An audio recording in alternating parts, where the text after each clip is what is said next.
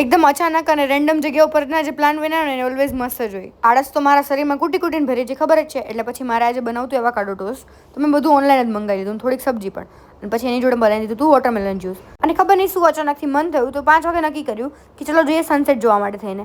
તો હું રેડી થઈ અને ફટાફટથી નીકળી ગઈ. અને ગાઈઝ અહીંયા જુઓ બીજી પણ અમારી જોડે હતી. હવે નામ સેમ છે તો વાઇબ તો સેમ જ હોય, એટલે ફૂલ અમે લોકો એન્જોય કરી રહ્યા હતા. અને મારી ફ્રેન્ડ પણ મારી જોડે હતી. અને સાચે કહું ને તો અમે જ્યાં લોકેશન ઉપર પહોંચ્યા ને એની કરતાં વધારે મજા હતી ત્યાં સુધી પહોંચવામાં, કારણ કે તમે વ્યૂ જોઈ જ શકો છો. અને થોડીક ઓફ રોડિંગની પણ અમને મજા મળી ગઈ હતી રસ્તામાં. હવે એમ થતું હશે સનસેટ તો બતાવો, પણ સાચું કહો તો અમે ત્યાં પહોંચ્યા ત્યાં સુધી સનસેટ થઈ ગયો હતો. અમે લેટ નીકળ્યા હતા એટલે આવું થવાનું હતું. પણ બહુ અફસોસ થયો કારણ કે અમને રસ્તામાં આટલા સરસ વ્યૂ મળ્યા, તો ઇફ અમે એ જગ્યા ઉપર બેસીને સનસેટ જોયો તો બહુ મજા આવે. સ્ટીલ અમે લોકોએ એન્જોય તો એટલું જ કર્યું હતું. તમને આ લોકેશન વિશે જાણવું હોય તો મને કોમેન્ટ કરજો.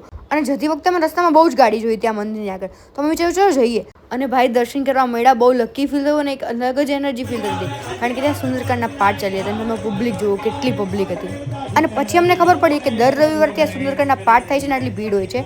તો તમે અમદાવાદમાં રહેતા હોય ને તો એક વાત તો જોજો જ તે, કારણ કે જે પોઝિટિવ વાઇબ છે. આ તો અમારું રિચ્યુઅલ બની ગયું છે કે બાઇક રાઇડ ઉપર હોય ને તો ચા તો પીવાની જ તે. તો અમે લોકો ચા પીધી ને એની જોડે પછી મંગાવી લીધું મસ્કાબન ફ્રાઈઝ અને મસ્ત એવો નાસ્તો કરી લીધો. બહુ જ મજા આવી ગઈ આજે તો.